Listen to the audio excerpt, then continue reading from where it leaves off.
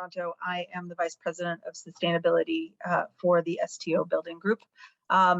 Just a quick snapshot of the STO Building Group. And one of the reasons why we formed SCL and the Contractor's Commitment.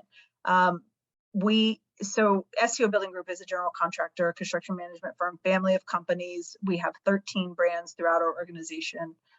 We do about $10 billion worth of work. We were recently listed in ENR as the fourth largest contractor in the country.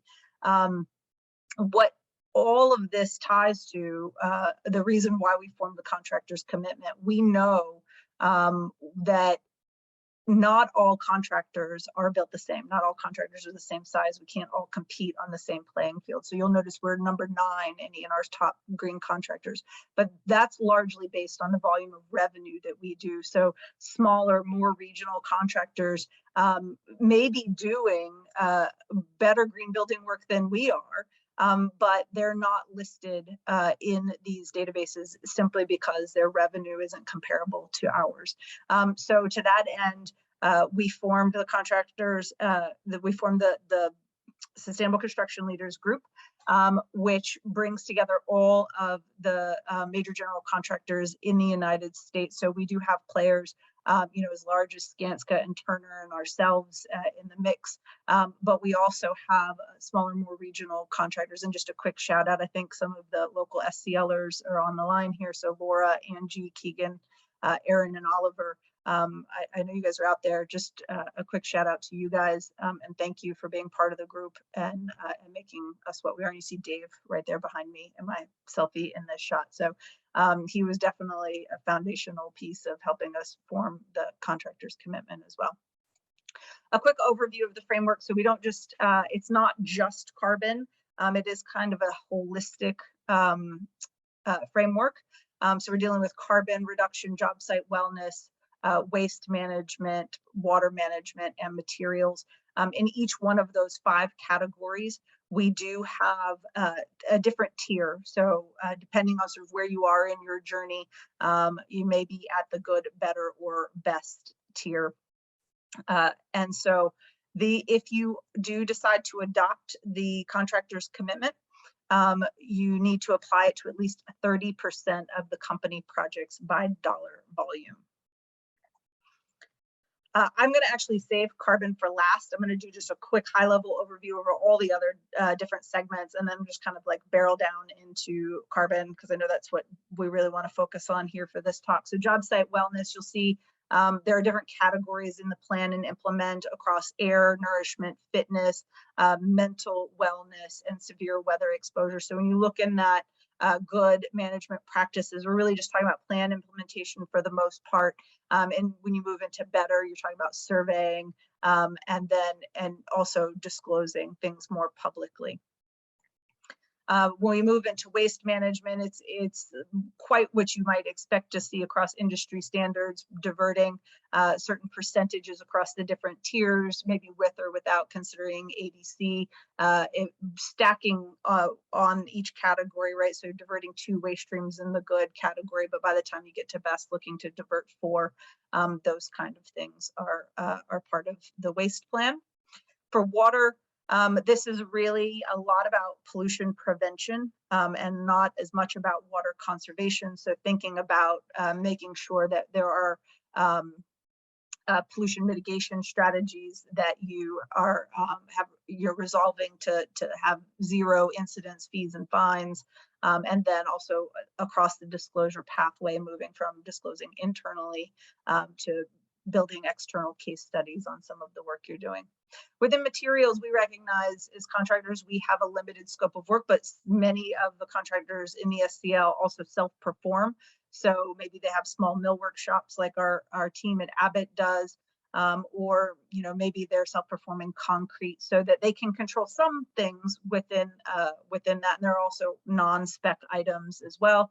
So a commitment really to collecting EPDs and developing a materials procurement policy around healthy high performance materials, as well as some education is in the materials category. So here we are at carbon. And I'm going to unpack carbon just down that good category. At first, there are sort of better and best categories where, again, you're moving from internal disclosure to publicly reporting, to making a commitment to use EC3 again across those projects, whether clients may be asking for them or not, and as you move into that better category, and so on. So the first piece, the plan, implement, and advocate section, is really kind of what I would consider in some locations that we operate in low-hanging fruit. So I pulled this sign from New York City. New York City has an anti-idling law in place. Many municipalities, many large cities and municipalities where we work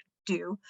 They engaged Billy Idle, of all people, to do this. But you are required to implement a company-wide anti-idling plan. As part of this, you may see on job sites, if you're ever on job sites, that when we have product deliveries, especially if the deliveries are stacking up and it's a cold day, that everyone is sitting inside their cab of their truck for their turn to get to the loading dock or to the location of the site where they get to unload their stuff, but they're idling in order to stay warm in their cars, right? The next part of that is to request but not require EPDs. So a lot of this is about the advocacy method, making sure that we're starting to build that education within our trade partners base, that this is an expectation. We see this as best practices where the industry is going. That is part of a normal traditional submittal package that you will eventually expect to be getting EPDs for the products as we're submitting them. So moving into the next section, which is really to track and reduce greenhouse gas emissions, we start to look at our vehicles where we may own vehicles on site. So tracking fossil fuel purchases for the equipment that we do own or lease, as well as any stationary emissions, so what is coming from our offices, for example, and then most importantly, refrigerant recapture. So if we have if we're decommissioning or demolishing equipment, making sure that we are we're decommissioning it appropriately and recapturing that refrigerant. Moving into scope 2, so looking across our offices and making sure that we're also looking inwardly at our own emissions, not just those of the job site, and where we're purchasing utilities for those corporate offices, reporting out on that. And then tracking scope 3 emissions. This is a picture of me in Boston Logan Airport. I spent a lot of time at Boston Logan Airport, shamefully. That's part of the nature of our business, but tracking that business travel as well as any reimbursed fuel purchases for private vehicles. This does exclude the commute, though.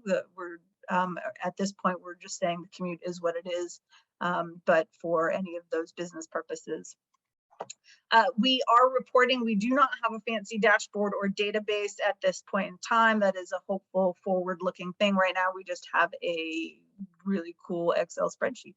And so this is just a snapshot of what that looks like. So we did just pass through our first reporting period.